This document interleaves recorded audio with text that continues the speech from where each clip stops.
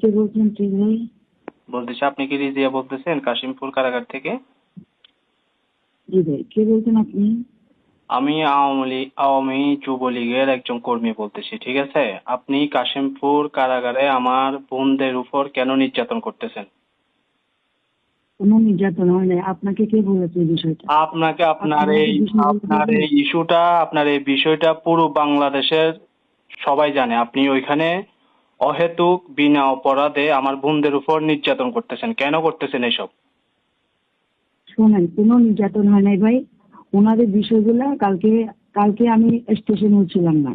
আমি একটু বাইরে কাজে গিয়েছিলাম, এর মধ্যে শুনি ওনারা এখানে গিয়ে স্লোগান দিচ্ছে, এরপর লক আপের টাইম হয়ে গেছে।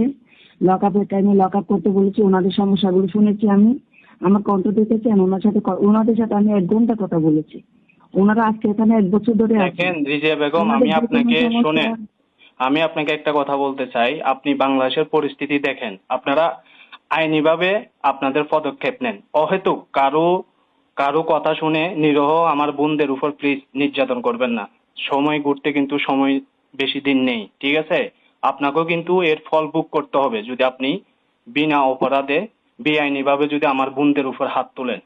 এটার খেসারত আমি কখনো মানুষের উপর নির্যাতন করি না ভাই। আপনি শুনেন, আমার কথা শুনেন। আমি এখানে এখন না, আজকে ওনারা যেটুকু করছেন এগুলো স্যারেরা আমাদেরকে যেভাবে বলেছে, আমরা জাস্ট ওনাদেরকে পাঠানি দেওয়া হয়েছে কয়েকজনকে, কারণ ওনারা লকাপে যাচ্ছিলেন না।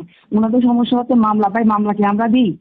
ভাই মামলা কি মামলা করতে দেখেন, মামলা আমরা পাঠাই? হ্যাঁ, মিথ্যা মামলা দিয়ে ওদেরকে গ্রেপ্তার করানো হয়েছে, ঠিক আছে? এই বিষয়গুলো আপনারা করানো হয়েছে, অবশ্যই সেটা আপনি প্রত্যেকটা হচ্ছে পুলিশ এখন সদস্য, জানেন। প্রত্যেকটা কনস্টেবল থেকে শুরু করে এসআই এসপি সবাই জানে যে মিথ্যা মামলায় হাজার হাজার নেতা কর্মীকে গ্রেপ্তার করতেছে। তাহলে আপনারা এখানে কারাগারে ওদেরকে কেন নির্যাতন করবেন?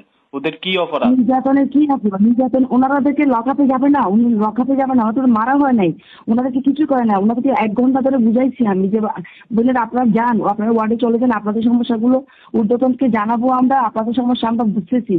মামলা তো আমরা কোর্ট থেকে আমরা মামলা পাঠাই না, ওনাদেরকে ওয়ার্ডে পাঠাই দিয়েছি। যেতে চাচ্ছে না, সবাইকে ধরে ধরে ওয়ার্ডে পাঠাই দিয়েছি, এইটুকুই।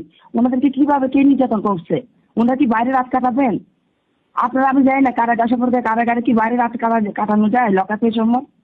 আচ্ছা, যাই হোক, শুনেন নির্যাতনের প্রশ্ন আসবে কেন ভাই? ম্যাডাম, আমি শুনেন ভাই, আপনাকে আমি এখানে 1 বছর ধরে কাজ করতেছি।